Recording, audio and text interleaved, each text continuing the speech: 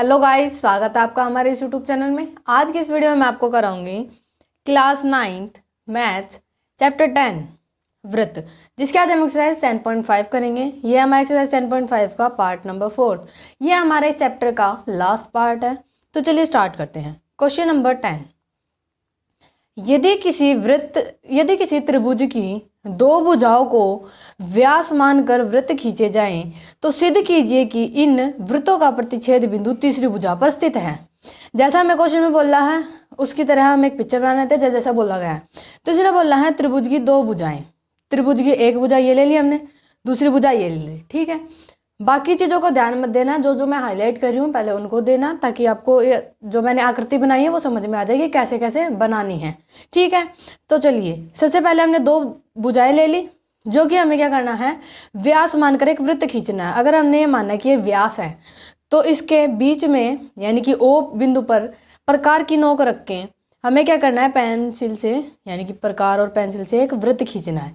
एक यहाँ पर खींच दिया, और हमें दो भुजाएं दी है, तो हम वृत्त भी कितने खींचेंगे, दो ही खींचेंगे। तो एक वृत्त तो हमने ये खींच दिया। दूसरा हमारे पास जो दूसरी जीवा थी यानी कि दूसरा व्यास था, जो दूसरी भुजा का जो व्यास मानकर हमें क्या करना है, दूसरा वृत्त खींचना है। तो यहाँ पर ओ डैश पर हम क्या करेंगे, प्रकार की नोक रख के एक वृत्त खींचेंगे, जो कि हमने ये खींचा है, ठीक है। यहाँ पर हमने दो वृत्त तैयार कर लिए हैं। उसके बाद हमें बोला है कि ये आपको वृत्त दिख गया। अब हमें क्या बोला है कि वृत्तों का प्रतिच्छेद बिंदु जो है, प्रतिच्छेद बिंदु क्या है हमारे पास, ये डी और एक ये ए। हम देखेंगे बिंदु डी को, प्रतिच्छेद बिंदु डी लेंगे, जो कि क्या है, तीसरी भुजा पर स्थित है। ये दो भुजा तो हमें दी गई थी, ये हमें तीसरी भुजा है जो कि डी पर प्रतिच्छेद कर रहे हैं दोनों वृत्त। इसकी ये क्या है हमारे पास, वृत्त की जो त्रिभुज है उसकी तीसरी भुजा पर स्थित है, ये हमें इसमें बताना है, ठीक है। तो चलिए देखते हैं कैसे करेंगे। सबसे पहले हम यहाँ पर ए को डी से मिला लेंगे। ए को डी से मिलाने से क्या होगा, या आप ए को क्या करो, डी से मिला लो, ताकि ये क्या होगा, इस पे परपेंडिकुलर हो गया। ये एंगल डी दोनों साइड क्या होगा, 90 डिग्री का हो गया। अब आप देखो आपको दिया क्या गया है। पहले आप त्रिभुज ए बी सी, ये आपके पास बड़े वाला त्रिभुज है। इसमें क्या है, आपके पास ए बी और ए सी, जो आपके पास दो भुजाएं हैं वो वृत्तों के क्या है, व्यास हैं, ठीक है। जो आपके पास त्रिभुज की दो भुजाएं हैं ए बी और ए सी, वो हमारे पास दो वृत्तों के क्या हैं, व्यास हैं, ठीक है। उसके बाद आपको सिद्ध क्या करना है कि डी जो बिंदु है ये क्या कर रहा है, बी सी पर स्थित है। हमें यही बोला था कि प्रतिच्छेद बिंदु क्या हो, तीसरी भुजा पर स्थित है, ये हमें सिद्ध करना है। अब हम पहले रचना क्या करेंगे, मैंने आपको बोला है कि ए डी को हम मिला लेंगे। ए डी को हमने मिलाया, फिर आप देखो आपके पास दो ट्राइंगल आ गए, एक तो ये और दूसरा ये। आपको बताना क्या है कि बी सी पर कोई बिंदु है डी, वो स्थित है। अब आप देखो कि आपके पास ए डी बी क्या आ गया, 90 डिग्री आ गया। क्यों आया, एक तो ये परपेंडिकुलर, दूसरा आप यहाँ पे देखो कि ये क्या आपके पास अर्धवृत्त है। आप इसको देखो, ये आपके पास एक वृत्त है, वृत्त के अंदर ये आपके पास व्यास है। व्यास से जब हम व्यास खींचते हैं किसी वृत्त में, तो वो क्या करता है, वृत्त को दो बराबर भागों में बांटता है, जो कि अर्धवृत्त होते हैं। हमारे पास ये भी अर्धवृत्त है और ये भी अर्धवृत्त है। और मैंने आपको बताया था प्रीवियस वीडियो में कि अर्धवृत्त में बने कोण क्या होते हैं, 90 डिग्री के होते हैं। तो ये हमारे पास ऊपर वाली साइड क्या है, ये अर्धवृत्त है। अर्धवृत्त में हमारे पास ये एंगल बना है, ये आप देख सकते हैं, ठीक है। जो ये एंगल डी आया ये हमारे पास 90 डिग्री का आ गया। एंगल ए डी बी क्या आ जाएगा, 90 डिग्री। आप रीजन हमेशा लिखोगे, जब आप किसी भी वैल्यू को दूसरी वैल्यू के इक्वल प्रूव लेके चलते हो तो आपको उसमें रीजन लिखना होता है, ठीक है, कि हमने ऐसा क्यों लिया है। तो आप यहाँ पे देखोगे कि हमने ऐसा क्यों लिखा है, क्योंकि अर्धवृत्त में बना कोण क्या होता है, हमारे पास समकोण होता है। इसी तरीके से आप दूसरा ट्रायंगल देखोगे ए डी सी में भी क्या होगा, जो एंगल डी जो पॉइंट है वो हमारे पास 90 डिग्री का आ जाएगा। कैसे आएगा, उसी तरीके से आएगा जैसे कि हमने क्वेश्चन नंबर पार्ट नंबर यानी कि जो इसका ए डी बी प्रूफ किया है 90 डिग्री के इक्वल, उसी तरीके से हमारे पास ए डी सी भी क्या आ जाएगा, 90 डिग्री के इक्वल आ जाएगा। वो आप देखो, मैं आपको यहाँ पे दोबारा से दिखा दूँ। ये हमारे पास है एक वृत्त, ठीक है, सेकंड वाला वृत्त थोड़ा सा अच्छे से बना दूँ। ये हमारे पास है दूसरा वृत्त, इसमें क्या हमारे पास ये जीवा है, ये जीवा है, जीवा नहीं, हमें क्या लेना है इसमें, ये वृत्त है। ये वृत्त क्या कर रहा है, इसमें वृत्त का खंड हो रहा है। ये हमारे पास व्यास है, व्यास के यानी कि अर्धवृत्त बन गया दोनों साइड, इस साइड भी अर्धवृत्त, इस साइड भी अर्धवृत्त। इसमें हमारे पास एक एंगल बना है यहाँ से यहाँ पर, ये वाला जो कोण आया वो 90 डिग्री का है, क्योंकि अर्धवृत्त में बना कोण क्या होता है 90 डिग्री का। तो सेम रीज़न इसमें लिख दोगे, मैंने एरो लगा दिया कि सेम है इसमें, तो आप रीज़न हर बार लिखोगे। ऐसा नहीं है कि जैसे मैंने आपके लिए किया करके रख रखा है कि आप 2 को में लगा दो, आप लिख दोगे कि सेम है। आपको ऐसे नंबर नहीं मिलेंगे, आपको हर पॉइंट लिखना पड़ेगा, पॉइंट टू पॉइंट आंसर करोगे तो आपको अच्छे नंबर मिलेंगे। अब आपने जो फर्स्ट वैल्यू ली थी उसको समीकरण 1 और जो दूसरी हमने निकाल लिया उसको समीकरण 2 मान लेंगे। इन दोनों को जब आप जोड़ोगे, क्योंकि अगर आप इसको लाइन आई है, ये लाइन हम क्या कर देंगे 180 डिग्री का इक्वल प्रूफ कर देंगे, जिससे कि हमें पता चल जाएगा कि ये जो डी पॉइंट है वो BC पर लाया करता है, यानी कि BC पर स्थित है। तो अब आप देखो, हमने जब इन दोनों एंगल्स को ऐड किया तो हमारे पास ये आ गया 90 + 90, ये एंगल है, एंगल ADB। ADB में जब हम एंगल ADC को ऐड करेंगे, यानी कि ये भी हमारे पास 90 है, ये भी 90 है, तो 90 + 90 180 हो गया। अब आप देखोगे कि मैंने ADB और ADC की जगह मैंने BDC लिखा है। वो क्यों लिखा है? अब आप देखो, ADC ये एंगल है और ADB ये एंगल है, तो इन दोनों एंगल में क्या आ रही है आपके पास, ये BDC ये लाइन आ रही है, दोनों एंगल्स को जब हम ऐड कर रहे हैं, तो इसलिए मैंने यहाँ पे क्या लिखा है एंगल ADC, जो कि ऐड करने के बाद क्या आ गया 180 डिग्री का आ गया। इट मीन्स जो हमारे पास ADC लाइन है, ADC जो एंगल है वो 180 डिग्री का। जब हमारे पास 180 डिग्री का जो एंगल आता है वो हमारे पास सीधी लाइन पर ही आता है, तो इट मीन्स ये क्या हुआ, हमारे पास एक सीधी रेखा हुई। तो अब हम क्या कह सकते हैं कि ये जो D पॉइंट है वो BDC पर स्थित है। ठीक है, यहाँ से हमारा जो क्वेश्चन नंबर 10th है वो भी कंप्लीट होता है। अब चलते हैं अपने नेक्स्ट क्वेश्चन पे, question number 11th। Question number 11th में क्या है, उभयनिष्ठकरण AC वाले 2 समकोण त्रिभुज ABC और ADC हैं। सिद्ध कीजिए कि एंगल CAD बराबर है एंगल CBD के। तो जैसा हमें बोला है उस तरीके से हम एक आकृति बना लेते हैं। हमें बोला है कि उभयनिष्ठकरण AC, कर्ण क्या होता है 90 डिग्री के सामने वाला एंगल, सामने वाली भुजा क्या होती है हमारे पास कर्ण होती है। तो इसने बोला है उभयनिष्ठकरण, ये हम एक ट्रायंगल लेंगे, ट्रायंगल में क्या किया, ये समकोण त्रिभुज है। अब ये हमारे पास इसका कर्ण है, इस वाले त्रिभुज का ABC का। ठीक है, अब हमें जो दूसरा त्रिभुज बनाना है उसका कर्ण भी क्या होना चाहिए, AC ही होना चाहिए। तो वो हम कैसे बना लेंगे, इन साइड्स को मिला के। तो ADC भी हमारे पास दूसरा त्रिभुज आएगा जो कि समकोण है, समकोण त्रिभुज है, तो हमारे पास एंगल D और एंगल B क्या आ जाएगा 90 डिग्री का आ जाएगा। ठीक है, और हमें क्या बोला है, जो समकोण त्रिभुज ABC और ADC हमें लेना है, जिसमें हमें सिद्ध करना है कि एंगल CAD बराबर है एंगल CBD के, CAD बराबर है CBD के। अब आप यहाँ पे देखो CAD क्या है, CAD ये वाला एंगल यानी कि ये, और आपके पास CBD बोला है, देखो CBD यानी कि ये वाला एंगल। बेसिकली आपको इसमें क्या प्रूफ करना है कि आपके पास जो ये एंगल A है वो इस वाले एंगल B के बराबर है। ठीक है, अब आप देखो कैसे करोगे। सबसे पहले आपको क्या दिया गया वो देखो, आपको उभयनिष्ठकरण दिया है AC वाले, हमारे पास 2 समकोण त्रिभुज हैं ABC और ADC। ठीक है, अब आप देखो आपके पास ये क्या आ गए हैं, एंगल ABC भी 90 डिग्री है और एंगल ADC भी 90 डिग्री है, क्योंकि ये समकोण त्रिभुज हैं जिसके एक एक कोण क्या होते हैं 90 डिग्री के होते हैं। तो यहाँ से हमारे पास एंगल ABC 90 डिग्री है और एंगल ADC 90 डिग्री है। अब आपको सीधे क्या करना है कि एंगल CAD क्या है, बराबर है CBD के। अब देखो आपके पास क्या आ गया, ये एंगल और ये एंगल 90 डिग्री के हैं सम्मुख कोण। तो आप इन दोनों को जब आप ऐड करोगे तो 90 + 90 क्या हो जाएगा 180।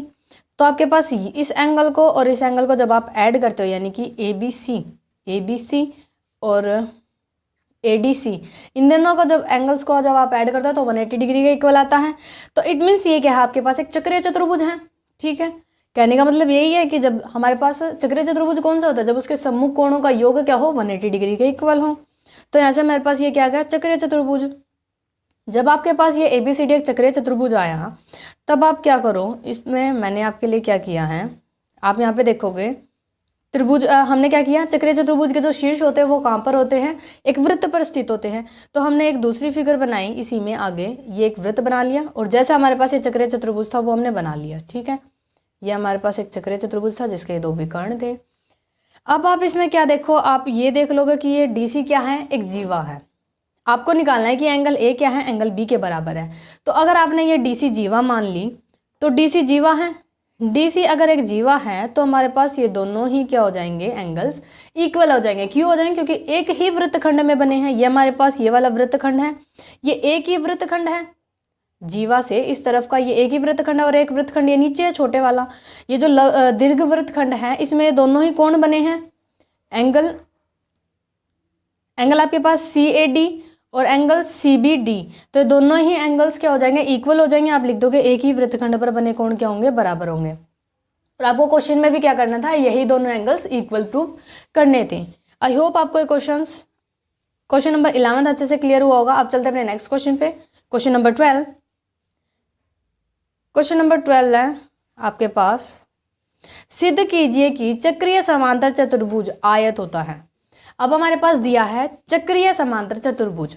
अब आपको ABCD क्या दिया, एक चक्रीय समांतर चतुर्भुज दिया है, हमें सिद्ध क्या करना है, ABCD एक आयत है। तो सबसे पहले हम एक बना लेते हैं पिक्चर, एक आकृति ABCD जो कि एक चक्रीय चतुर्भुज है। चक्रीय चतुर्भुज होगा तो उसके सम्मुख कोणों का योग 180 डिग्री के इक्वल होगा, और समानांतर है तो यानी कि ये AB क्या हो जाएगा, CD के बराबर, या फिर DC बोल सकते हैं, और AD क्या हो जाएगा, BC के बराबर।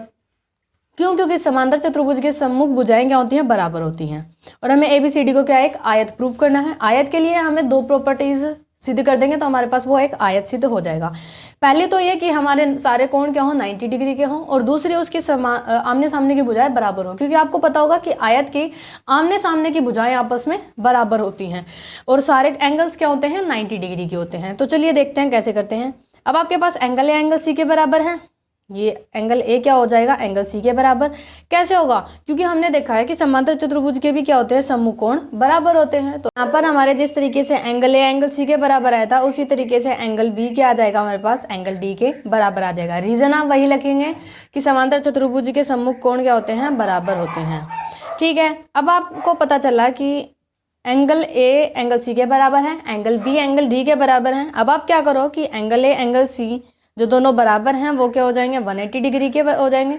चक्रीय चतुर्भुज में 180 डिग्री के होते हैं, तो हम इनको लेके चलेंगे। ठीक है, अभी हमने निकाला नहीं है। अगर आपको क्वेश्चन में बोला नहीं कि चक्रीय चतुर्भुज है, तो इन दोनों कोणों का योग क्या होगा, 180 डिग्री के इक्वल। ठीक है, तो हमने angle A plus angle C 180 degree के इक्वल लिख दिया। अब आपके पास आप देखो कि आपके पास ना तो एंगल ए की वैल्यू है, ना ही एंगल बी की वैल्यू है, ना एंगल सी, ना एंगल डी की वैल्यू है। बस आपको दिया है, हमने निकाला है कि एंगल ए एंगल सी के बराबर है, तो हम यहाँ से एंगल ए लिखेंगे, और एंगल सी को क्या लिख देंगे, एंगल ए ही लिख देंगे। क्योंकि अभी हमने देखा है एंगल ए एंगल सी के बराबर है, तो अगर हम एंगल सी को भी एंगल ए लिख दें तो उसमें कोई गलती नहीं होगी। ठीक है, तो हमने एंगल ए को एंगल ए लिखा, और एंगल सी की जगह भी क्या लिख दिया, एंगल ए लिख दिया है, और वो लिख दिया 180 डिग्री का इक्वल। अब आप एंगल ए में एंगल ए को ऐड करेंगे, जब आप दो चीज़ों को, एक जैसी दो चीज़ों को जब ऐड करते हैं तो हमारे पास वो दो हो जाती हैं। तो हमारे पास ये क्या आ जाएंगे, एंगल ए क्या आ जाएगा, 2 एंगल ए आ जाएगा, जो कि 180 डिग्री का इक्वल है। यहाँ से एंगल ए की वैल्यू आ जाएगी, 2 इसके साथ मल्टीप्लाई में है, तो दूसरी साइड जाके क्या हो जाता है, डिवाइड। तो 180 डिवाइडेड बाई 2, तो यहाँ से कैंसिल आउट होके जब 2 की डिवाइड करेंगे 180 के साथ, तो हमारे पास आंसर आ जाएगा 90। तो एंगल ए क्या आ जाएगा, 90 डिग्री। ठीक है, अभी मैंने ऊपर जस्ट बताया आपको कि एंगल ए एंगल सी के बराबर है, एंगल ए है 90, तो इट मीन्स एंगल सी भी क्या होगा, आपके पास 90 डिग्री होगा। और इसी तरीके से हम एंगल बी एंगल डी को भी निकाल लें, क्योंकि हमें चारों कोण निकालने हैं, ना कि दो कोण। ठीक है, दो एंगल हमने निकाल लिया, एंगल ए एंगल सी 90 है। अब हम एंगल बी और एंगल डी को भी 90 डिग्री निकाल लेंगे।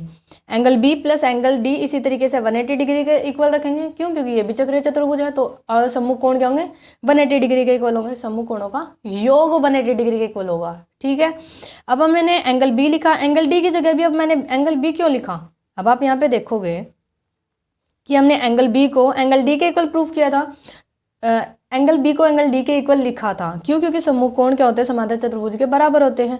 तो मैं एंगल डी की जगह एंगल बी लिख सकती हूँ, जी हाँ ज़रूर लिख सकती हूँ। इसलिए मैंने यहाँ पे क्या किया, एंगल डी की जगह एंगल बी लिख लिया। ये जहाँ से हमारे पास दो एंगल बी आ गए, 2 एंगल बी इक्वल्स टू 180। यहाँ से जिस तरीके से हमने एंगल ए निकाला था उसी तरीके से हम एंगल बी निकाल लेंगे, जो कि 180/2 आ गया, तो इसको सोल्व करके 90 आ गया।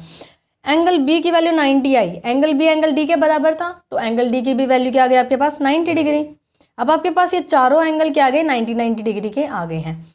जब चारों एंगल 90 डिग्री के आए तो क्या हो गया आपके पास, चारों एंगल 90 डिग्री के आ गए, तो एक प्रॉपर्टी तो सिद्ध हो गई है। उसके बाद आपको आमने सामने की भुजाएं देखनी थी, तो आपको क्वेश्चन में दिया गया एक समांतर चतुर्भुज है। जैसे कि आयत की भुजाएं आमने सामने के बराबर होती हैं, जैसे कि ये वाली साइड इस साइड के बराबर और ये वाली साइड इस साइड के बराबर, उसी तरीके से आपके पास आयत में भी होता है, आमने सामने की भुजाएं बराबर होती है। तो हम लिख सकते हैं कि ए बी बराबर है डी सी और ए डी बराबर है बी सी। ए बी बराबर है डी सी, आप पिक्चर में देखो, ए बी बराबर है डी सी और ए डी बराबर है बी सी। ठीक है, क्योंकि ये समांतर चतुर्भुज, आप रीजन लिख दोगे। समांतर चतुर्भुज की सम्मुख भुजाएं भी क्या होती हैं, बराबर होते हैं। जिस तरीके से सम्मुख कोण बराबर होते हैं समांतर चतुर्भुज के, उसी तरीके से इसकी सम्मुख भुजाएं भी बराबर होती हैं। तो यहाँ से हमारे पास दोनों प्रॉपर्टीज हो गई हैं आयत की सिद्ध। तो हम क्या बोलेंगे कि ए बी सी डी क्या है, एक आयत है। आई होप आपको ये क्वेश्चन नंबर 12 भी अच्छे से क्लियर होगा। यहाँ पे हमारे जो एक्सरसाइज 10.5 है वो कंप्लीट होती हैं। अगर आपको इस वीडियो से रिलेटेड कोई भी डाउट है तो आप कमेंट में पूछ सकते हैं। मैं कोशिश करूंगी कि आपकी कमेंट्स के रिप्लाई करूं, आपके डाउट्स को क्लियर करूं। तो इस वीडियो में इतना ही, मिलते हैं नेक्स्ट वीडियो में। वीडियो कैसी लगे कमेंट में ज़रूर बताना। अगर आप हमारे चैनल पर नए हैं तो चैनल को सब्सक्राइब करना ना भूलें।